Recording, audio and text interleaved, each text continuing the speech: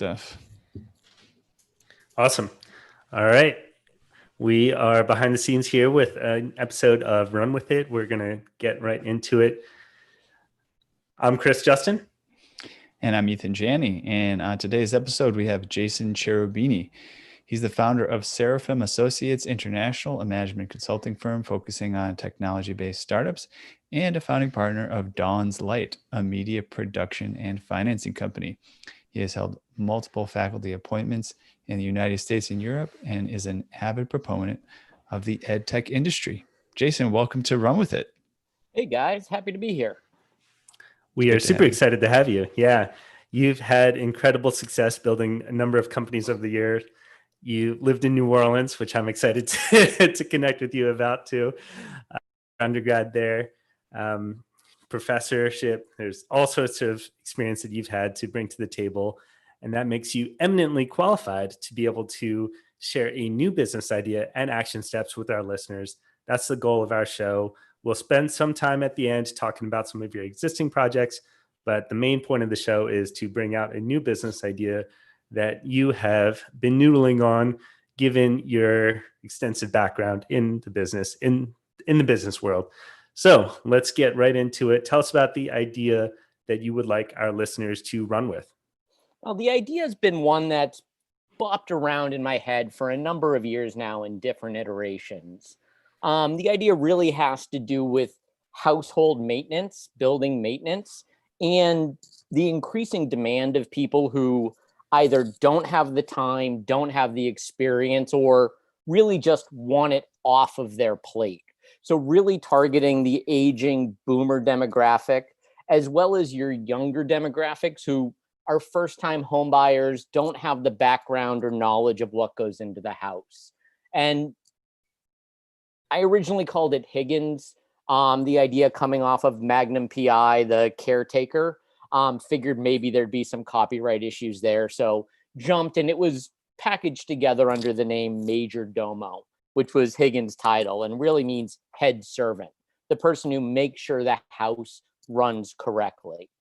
Now, when this idea first came to me, it's probably about 10 or 11 years ago. I was consulting with a facilities management company that was trying to put in a proprietary software where essentially every office they cleaned in an office building had a barcode. And they would go and have their janitors and their maintenance people scan the barcode, and it would bring up a to-do list of what had to be done in that office or that room that particular day. And it really took everything off of what was needed. You know, there really wasn't a lot of choice or thought. It was all there, and your project manager was able to adjust what their staff would do sitting at a computer, not having to walk a number of people room by room and say, this is what needs to be done. I actually think Radisson did something similar when they were implementing Six Sigma, the idea of getting always to that same result. And in my mind, it jumped, and could this be done on a person's home? Could it be there that they have checklists that really things need to be done at certain times that either people don't know about or forget about, and really what's going to remind them of that? And one of the first tasks that kind of jumped in my mind to hit people on was changing the batteries in your smoke detectors. So I was always told you do your taxes, you change the battery in your smoke detector. That was a task that had to be done. So really, how could you expand upon that? So the first iteration of the idea really was just, an app, something that made these lists out, but there really wasn't a business model for that. Basically, we're going to create an app for your home, but we don't know what's in your home. So we need to somehow have a way for you to enter that information to then build out all of these things. And then what are we going to charge you for it? It just didn't work. The idea was there, but it was a glorified checklist. There was a lot of other solutions that could have got there. So got put on the shelf, cool idea that never goes anywhere. I've got a shelf full of those ideas that maybe one day, or they're just fun things to talk about. But time moves on. We really started getting into this gig economy we get to the point where you have Uber, where you have Airbnb, where you have all of these different services where you can hire somebody to do a task. So what about hiring people to handle these maintenance tasks for you? Looking around different competitors, there's a few options. There's things like Thumbtack's website. You can list through different plumbers, different electricians in your area. And then there's things like TaskRabbit, where you can just kind of get a handyman and book it up. So there's a little bit of demand for these type of things, but in both of those cases, in my mind, you had to know you needed that. So you had to know that you needed a plumber.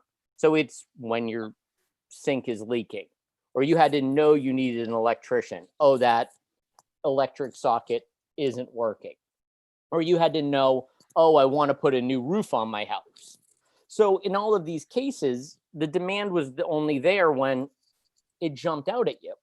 How could we kind of combine these two, which is where the current iteration and where I think someone could run with this idea is that if you had an app, probably a freemium based app, where you were able to record your house, basically, these are my appliances, these are my utilities, this is my hot water heater, this is my air conditioner, and all of it enters in, and then it can set up reminders, notifications that would pop up and basically say, hey, it's been 6 months since you changed your air filter, you should do that. Would you want us to suggest somebody who will do that for you? And then essentially the same way that an Uber or another gig-based thing would work, they would then be able to suggest the person who would come and do it for you. The business would make money taking their percentage. And then while the person is there, you could essentially upcharge with the idea of, hey, I changed his air filter. You should also do this. You should also do that. And from the customer's point of view, they're not having to go through a list of handymen or local contractors. These people have essentially been vetted by the company.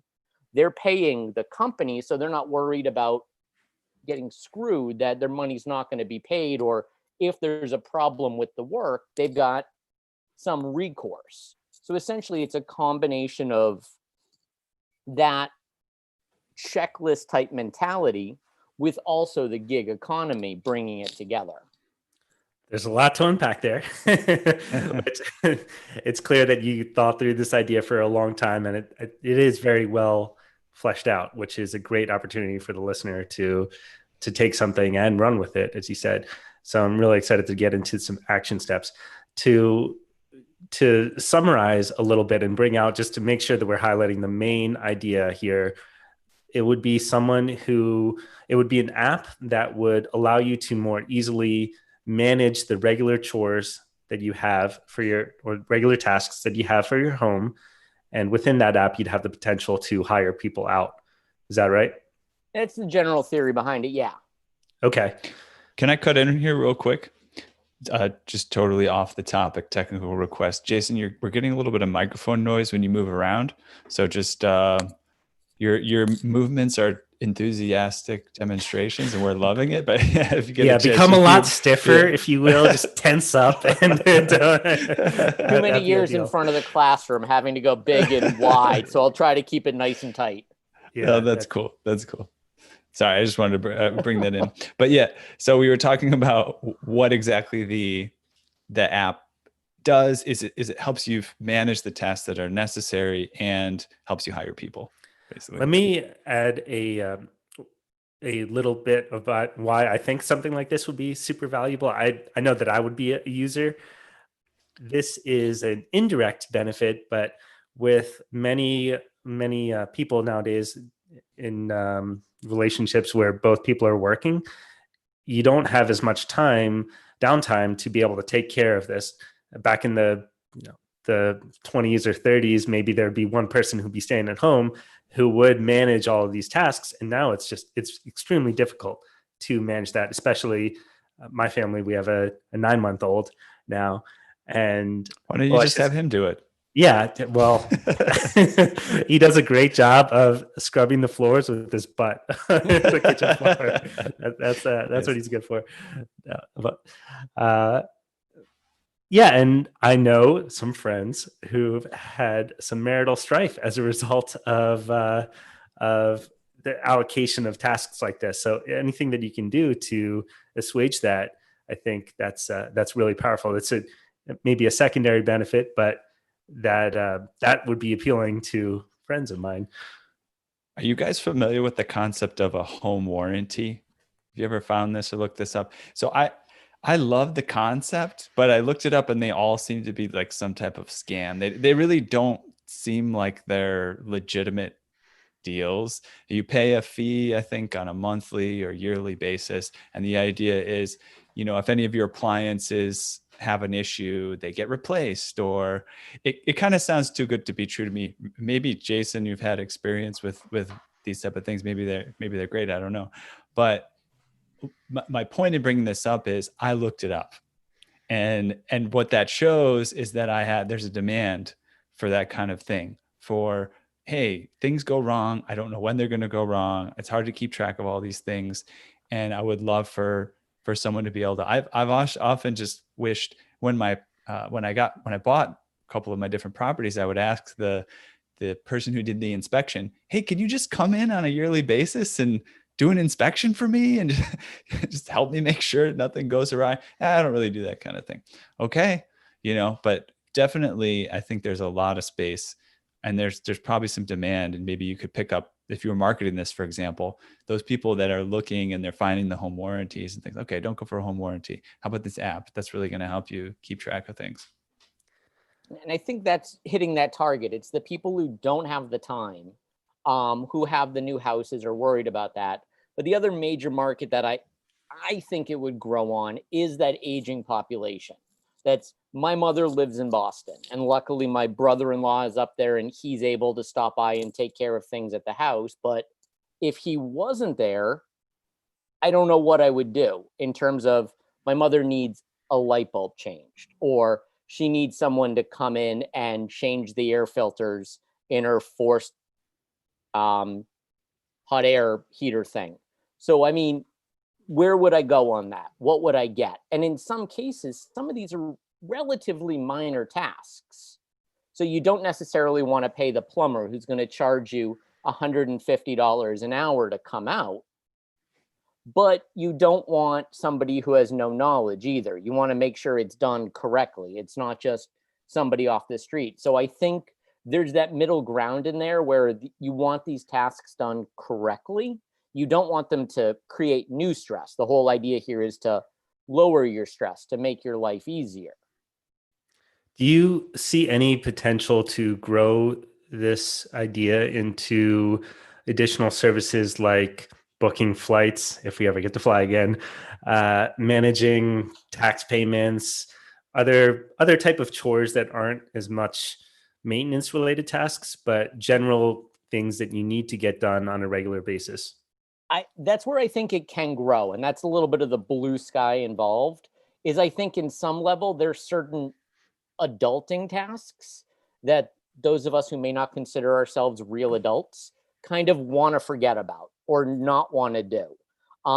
Things like reallocate your stock portfolio. You should look at that once a year, or go through and update your beneficiary information, or all of these little things. I think those from the app side could be included as these are reminders of things you should do, or hire someone. Or even on the flip side, there's certain things that aren't necessarily maintenance, but God, would it be nice to have someone take care of it? I mean, dropping things off and picking them up from the dry cleaner doesn't seem like it should be a major point of stress in my life. But if I forget to do it and I need to fit it in while I'm driving out, or if I need to make a special trip because that particular shirt happens to be there, it's a hassle. If I could hit a couple of buttons, have someone pick that up and drop that off for me, makes my life a lot easier. And some of these things 5 years ago, I would have been like, this is never going to work. But I can get Taco Bell delivered to me any hour of the day by paying a $5 delivery fee through Uber Eats. There definitely is the technology, the demand, the supply that these things could work. I'm thinking that you rename the app Mom and Dad, and it's just accounting for the fact that nobody's growing up anymore, and it's just it's just something that reminds you of all of the adult things you have to do, and then you never have to grow up. You just have, and your mom and your dad don't have to be adults either. It's a Ponzi scheme of adulting. Yeah, exactly. Just leave adulting to the computers. That brings up an interesting point in your last comment there, Jason, about the timing now when you can order using Uber Eats to get food delivered. You've had this idea for 10 or 11 years. What makes you say that this is the right time to launch it? And you've talked about this a little bit, but why? How do you know it now and not 3 years from now or 5 years from now? It could be 3 years from now, 5 years from now, where it's going to be bigger. But I think we're at a point now where the technology can do it. That, I think, is not even really a question. Developing this technology, relatively easy, or it's been proven. And I think right now, both sides, the suppliers, your contractors, as well as your demand, the customers, have essentially been normalized to this idea of using an app to purchase, using online services to purchase things that 5 years ago, 10 years ago would have never thought about. And I think that's been expedited, really sped up through all of these lockdowns. People are ordering things online, who are having things delivered, are basically outsourcing huge parts of their lives that they wouldn't thought of before. So I think the technology is there, this whole idea of the gig economy is there, and people's comfort level with these really minimal services in some cases is all comfortable outsourcing it and paying the small fee associated with it. I mean, I know you can order all of your groceries and have somebody go to the grocery store and be texting you on they don't have this, do you want that? Well, if you can do that with someone buying your groceries, I feel I can do that with someone coming to change my air filter or clean out my gutters. Is this something? Why doesn't this idea exist already? It seems like it's one of those things that's too good to be true. It's obvious benefit. Feels like it should be out there. And yeah, what are your thoughts on that? I think there are two hurdles to get over. The first hurdle to get over is the idea that it can't be too narrow. I think with a lot of things, if you have a very narrow focus, it's not going to work. Because if I just told you, hey, there's an app that will pick up and drop off your dry cleaning, that's a whole extra app for me to get into to try to set up. Maybe not. But if I say, hey, it's going to handle all of these tasks, well, that's a little bit more interesting. So I think things like Uber and then Uber Eats and some of these were able to take off because those singular tasks were something that everyone used. They had the demand. But a dry cleaning or a gutter cleaning or some of these things maybe isn't big enough. So I think you need to approach it from a wider range of tasks, which I haven't seen anyone do right now, at least from the app side. Like I said, you have a TaskRabbit that basically they'll do anything. You have a Thumbtack where I can go online and I can find the licensed contractors. So there's versions of it, but I don't think anything has really brought it together with the technology, like the Uber or like the Airbnb. I think the other big hesitation on it, and this goes with really any app of this type, is the fact that it's a bilateral search. We need to hit a critical mass. You need a certain number of customers to make it worth the suppliers, the vendors, to sign up for and bring this on. And you need a certain number of suppliers, so it's worth it to the customers. So if you get, you look at Uber. Uber started as, we are a black car service in San Francisco and New York City. They didn't start off saying, hey, we will be everywhere all the time. It grew to that, but they really had a narrow slice. So I think with something like this, you would almost want to narrow slice it in geographic regions and really build out a test location or two. And then as it's popular there, word of mouth, it could then grow. But I think that's the other big hurdle to get over. How do you get an area that has enough customers and enough contractors that it's beneficial to both sides? I'm going to use this shtick again. How do you get into an area that has enough customers and vendors on both sides? It costs money. It is really the thing of it. When you go into an area, you need to basically make it worth both sides initially, and you're going to eat any revenue at the start. So things that people are going to need anyways. So your customer side, you essentially need to cover their cost, give them a free service, and you're paying the vendors for it.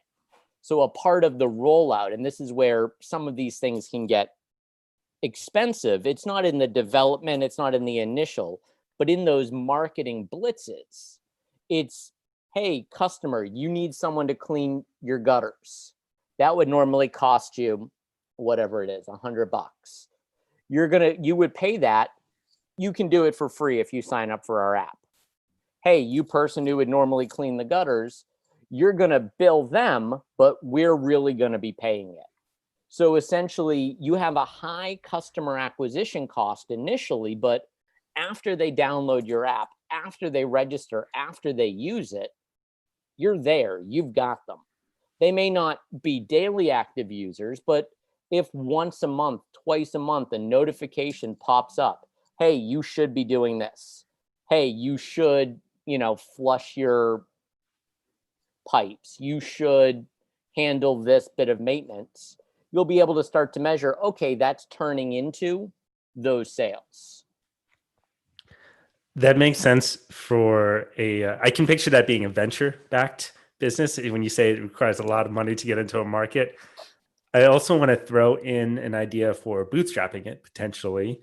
Maybe if you had this app where it just started with the ability for you to track the home maintenance needs that you had, change your air filter every 2 months and drain your your hot water heater, flush that piping once a year, things like that. And you just had that central source that collected all that data, and you could see, so you knew what you needed to be on top of. That seems like that could be a way for users to derive some value from this solution without having all the service providers on the other side. And then let's say you had 10,000 or 100,000 users or something like that, then it would be easy to get service providers. Now, that may not be the best way to go because it could be that some other company leapfrogs you. That's a very slow way to build something like this. Do you think that would be a valid approach? Two, how would you weigh the risk benefit of doing the slower bootstrap route versus venture? I think you're correct. And that's part of the idea of where the plan originally was, it just being the app that kind of runs through and lists these things out. I think that free version of the app is going to get you some amount of a user base. The only issue with that user base, with it being the app, is trying to get that geographically concentrated to then build the supplier demand on the contractor side. So if I was going to bootstrap this, and if I had the technical ability to do it, you could create the app, set that up, have that out there, start to build a user base, and then use that growing user base to try to get some contractors, or to try to then get a Series A round to come in to then grow that money-making side of it. Because if you had a few 100,000 users of this app, I think it would be easy to then set up a separate revenue stream to a venture company and say, we have these users, they're using this app. This is a way we can monetize what's coming off of it. I mean, similar to LinkedIn when they went for their Series B. It was we have this massive user base. We want to expand into these monetization routes. And that's where the money came in and to be used. Another thing that I'm thinking of in terms of bootstrapping and getting started and getting money, cash flow going into a project like this is you wait for those kind of big expenses that come up for people that remind them that they need to pay attention on the habitual side of things, so, oh, you need a new heater because you didn't replace your heater air filters.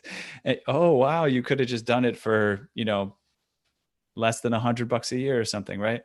And you sell people on the fact that they're going to save a lot of money by keeping up with these things. And you say, this is a subscription. So I'm saying it's almost like a home warranty kind of thing.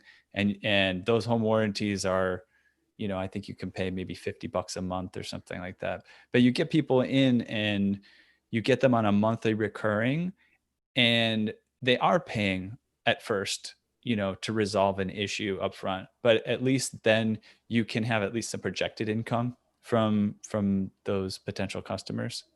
The other thing I wanted to say is this seems like a good something if somebody wants to bootstrap it or if they want to raise money. Either way, somebody's really connected in their neighborhood, somebody who knows a lot of the local businesses, somebody that has a lot of friends, maybe they're a family person that knows a lot of the families in the area. It seems like a good place to start because you would know how to connect people together. Hey, you need that done, you need this taken care of, I have a handful of people, and we can sort of get a system together. And so bootstrapping wise, you could start with a handful of families or something like that, where it's almost like a co-op for repairs and maintenance. We put this little co-op together, everybody chips in $50 a month, and I'll go and I'll hire the people. They'll come into everybody's house, they'll change air filters, they'll change batteries, we'll get all this stuff taken care of. So, and then create an app around that, after the fact, to support whatever system that you threw together. Let's talk about some of the action steps here that a listener can take. What are some things that someone can do? Let's say they don't have a ton of resources themselves. So if they needed money, they might have some friends and family that they could tap into. They may have a full-time job already. So this would be something that they would at least start on the side. What are some things that someone can do from that place to get this idea going? I think one of the first things I do is look at, some of the Google search keys, some of the words that people are looking for. What type of maintenance is popping up?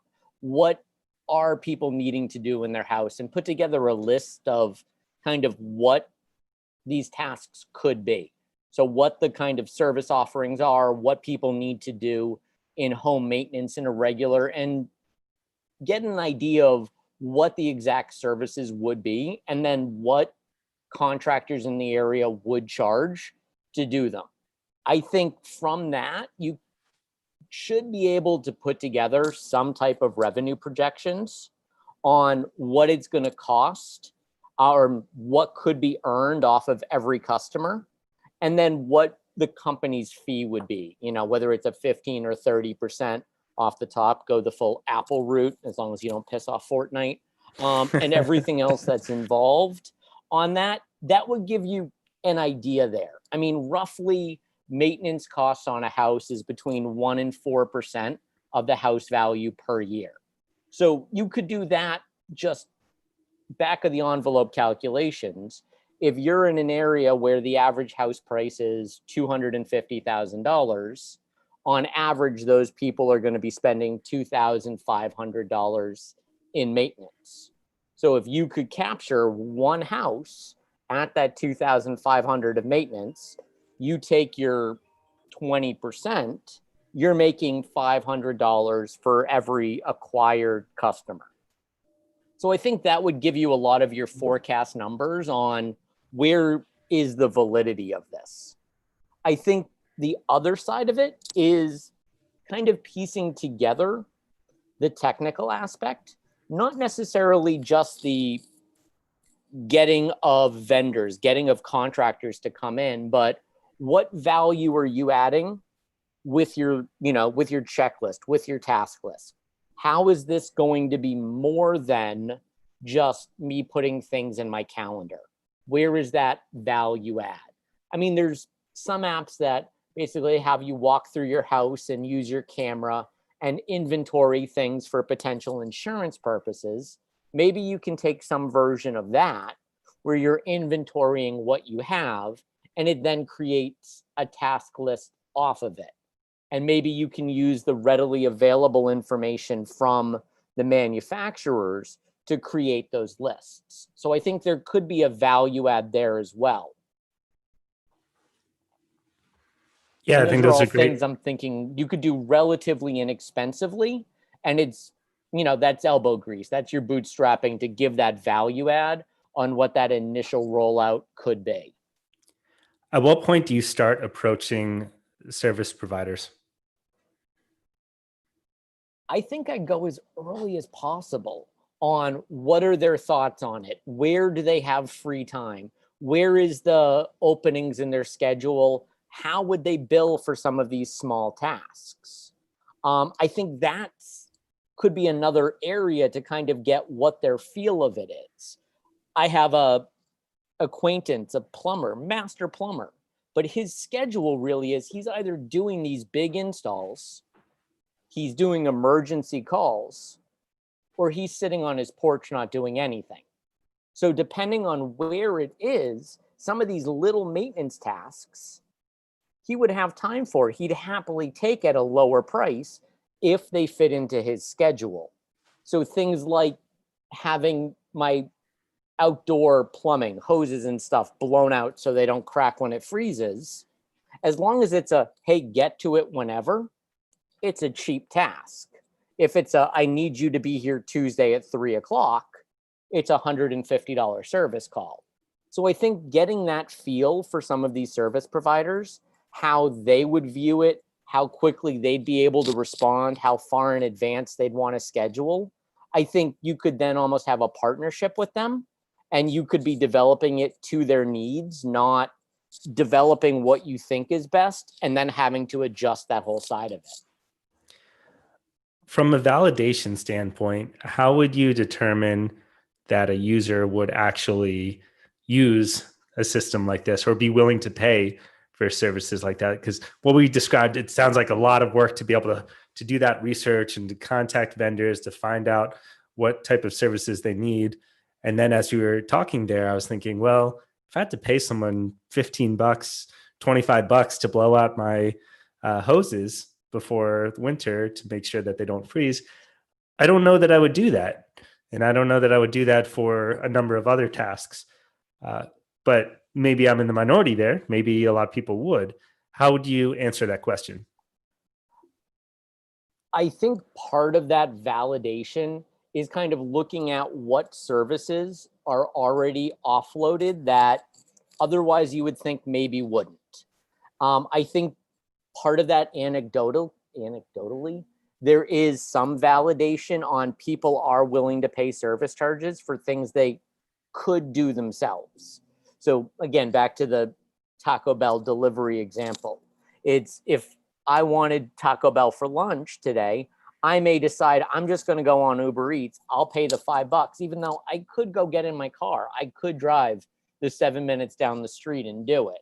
So I think anecdotally, there's some validation, but when it comes to the actual services, I think that's where the app jumping up and reminding you, and in some cases, nudging you that these things need to be done, in theory, could push on services that otherwise may not be purchased. So I'm thinking again, back to the blowing out of the outdoor pipes. I know in the fall I need to do it. So it's on my list, but if I have other things to do, that's going to get pushed, and that's going to get pushed, and that's going to get pushed until I hear, looking at the news, oh, tonight's a freeze warning. And I go, crap, I need to get it done in the next 3 hours. So I think in some of those cases where we may naturally go, oh, I'm not going to pay $20 for that. But if it saves me the time and I can do it, So I think part of that is going to be validated once you have it up, when the people are clicking, what would it cost for me to have this done? And I think that's where you're going to set it up for a lot of repeat. If someone clicked to look what it would cost, then the app the next week reminds and say, hey, did you do this? Hey, it's been a whole week, you haven't done it. You sure you don't want to hire somebody? And kind of give that nudge to push those sales. Yeah, go ahead, Chris.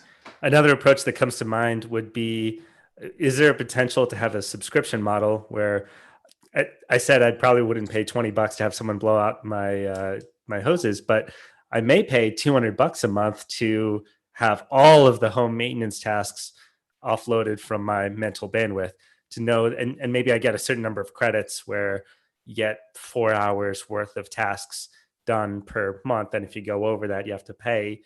But if they were all lumped together and I don't have to make that decision for each individual task, I think I would be more likely to do that. What do you think about that pricing model? I think that's potential. And one of the kind of growth avenues on this and kind of thought process, which isn't as flushed out, was essentially a franchise model where you could have a person in an area kind of handle everything. So you're going to pay in that monthly service charge. And it's not even I know these tasks need to get done. I need to check them. I need to look at this to have someone come in. It's hey, app, hey, service, you just handle my entire house. So that way you have essentially hired one person. You meet with them, you like them, whatever else, and then they just do everything. Similar to, a superintendent for an apartment in a building, they're going to handle everything regular maintenance. And if I have a problem, I'm not going through looking for the plumber. I call my super and he handles it. So I'm kind of thinking that's where it could be, that subscription model where it's all essentially offloaded to somebody else where they're handling it.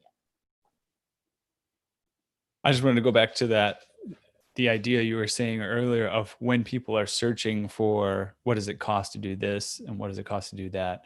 I think a great feature of a system like this is to say, and if it's going to remind people, are you going to do that? Is also to be able to remind people, and here's some statistics on what happens if you don't do that now. It's going to cost you a good example, things could cost a couple $100, right? Oh, there's something you should do right now. It costs a couple $100. And then you think, well, that's not $20. So I'm going to wait. I'm not sure whether I should do that. And instead of something just saying an app just nudging you and saying, hey, do you still want to do this thing? Do you still want to do this? Because in 6 months, typically the people who don't do this spend $24,000, or whatever, and, just to give somebody those statistics and the hard data and the motivation to just say, okay, got it. Roger that. I'm going to do this. I'm going to get it taken care of. I also find that it depends on which service providers you're talking about, but that's great for the service providers that provide those services, because it motivates people to do something which people don't typically get motivated to do. They don't have that present motivation sometimes. Okay, we are going to experiment here a little bit with a new section of the podcast. It's going to be rapid fire questions for you, Jason. You do not know what these questions are, which you are very game to participate here. So don't feel too much pressure, but we're going to try and keep it quick here. So you ready for the first question? Teenage crush. No, just Alyssa Milano. That one's easy. Obviously. Come on. All right. She's mine. That might end up being the first question that we ask. Explain the idea to your mom. Oh, God. Mom, you're going to be able to, instead of calling me to ask how something is fixed, you're going to be able to look on the app and have someone come and fix it. Perfect. Is this a 6, 7, or 8+ figure business? I think it's going to in the 8+ range, but it depends on how many services are added on.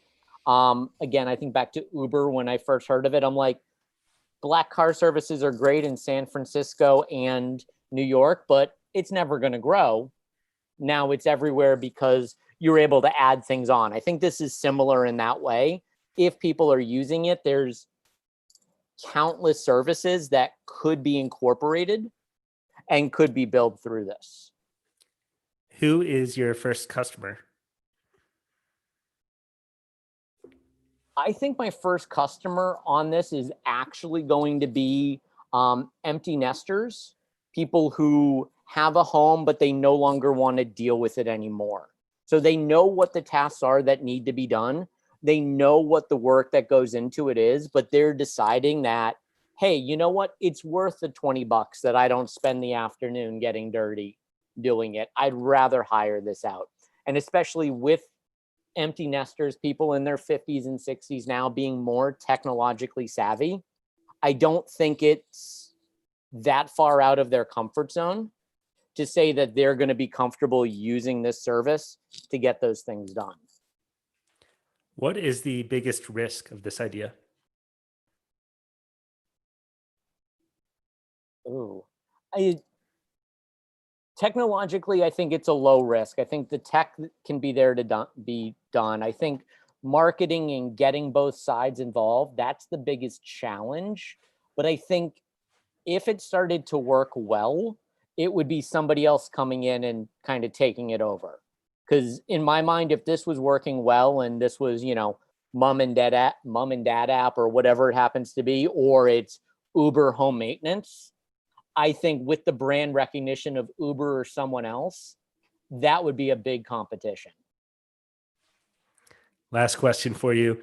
What is the first action a listener should take? I think the first action really would be putting together the pricing model on it, kind of figuring out what the numbers could be to then validate, would this be worthwhile moving forward? And that's, my accounting and finance side, I always want to see the revenue and income first. So that's where I'd start to validate and justify that the business could grow to the point that it's worth it and that the costs to get there make that revenue worth it. Success. You made it through the first rapid fire question round on. Run with it. Thank you. We are coming up on time here. Jason, tell us a little bit more about what you're currently working on and where listeners can go to find you.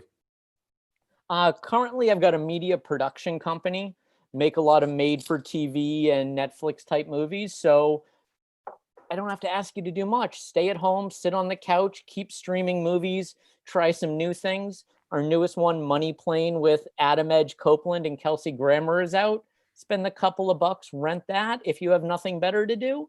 But yeah, that's kind of what I'm up to. You can find me on LinkedIn, linkedin.com, Jason Cherubini, Instagram, Facebook, everything else at Jason Cherubini. And if you ever want to read really boring stuff about accounting and the film business, my blog, jasoncherubini.com, has me pontificating on all that stuff. Very cool. Perfect. To the listener out there who is on board with this idea, they would love to have a major drummo, or they see the value in their friends having someone like this. Their friends need some help from mom and dad. Take some action. Follow through on the steps that Jason has outlined here. Let us know what you've done. Email us at update@runwithit.fm.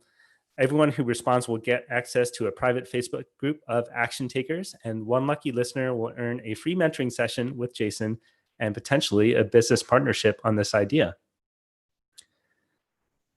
Jason, thank you very much for your time here. It's been a pleasure. You were very insightful with this idea that you've shared, and I'm really excited to see what the listeners come up with. So to the listener out there, thank you for tuning in, and we will see you next time. Thanks, guys. It was fun. Great. All right, I'll log us off the Facebook and YouTube. Okay, I'm going to hit stop recording on Zen.